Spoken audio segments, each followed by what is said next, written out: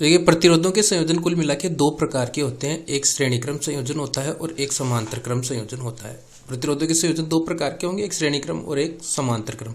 तो पहले हम श्रेणी क्रम संयोजन की बात कर रहे हैं।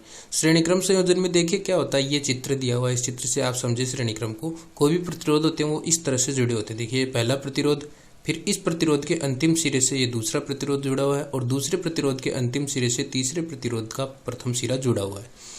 तो इस चित्र के आधार पे देखिए ये परिभाषा आपको इसकी होगी। देखिए कौन सी, कि इस संयोजन में पहले प्रतिरोध का अंतिम सिरा दूसरे प्रतिरोध के प्रारंभिक सिरे से जुड़ा है। देखिए पहले प्रतिरोध का अंतिम सिरा दूसरे प्रतिरोध के प्रारंभिक सिरे से जुड़ा है तथा दूसरे प्रतिरोध का अंतिम सिरा तीसरे प्रतिरोध के प्रारंभिक सिरे से जुड़ा है। तो दूसरे प्रतिरोध का अंतिम सिरा और तीसरे प्रतिरोध का प्रारंभिक सिरा जुड़ा हुआ है। तो इस तरह से ये परिभाषा इसकी हो गई। आपको इस चित्र के आधार पे हम परिभाषा बना लेंगे।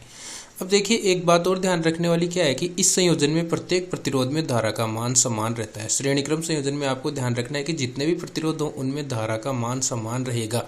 और जब आप समांतर क्रम याद करोगे तो आपको अलग से याद करने की जरूरी नहीं पड़ेगी, उसमें उल्टा हो जाएगा। उसमें क्या होता है, प्रत्येक प्रतिरोध में धारा का मान अलग अलग होता है समांतर क्रम में। लेकिन यहाँ श्रेणी क्रम में प्रत्येक प्रतिरोध में धारा का मान समान होता है और उसको आई बोलते हैं। देखिए चित्र में भी ये बात बता रखी है।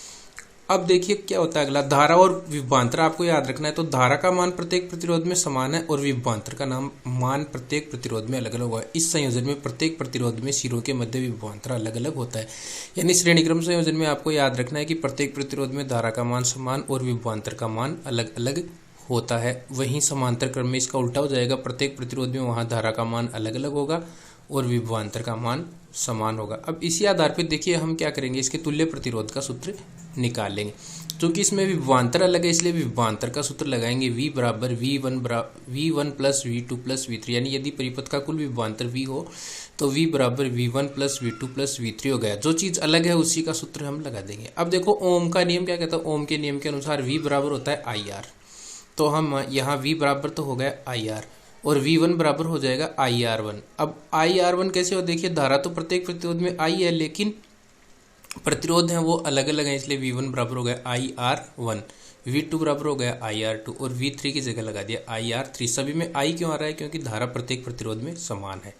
अब देखिए हम क्या करेंगे, यहाँ तो हमने लिख दिया IR और यहाँ हम इन तीनों में से I को कॉमन ले लेंगे। तो अंदर कोष्टक में बच जाएगा I से I कट गया, R1 बच गया, यहाँ I से I कट गया, R2 बच गया, यहाँ I से I कट गया और R3 बच गया।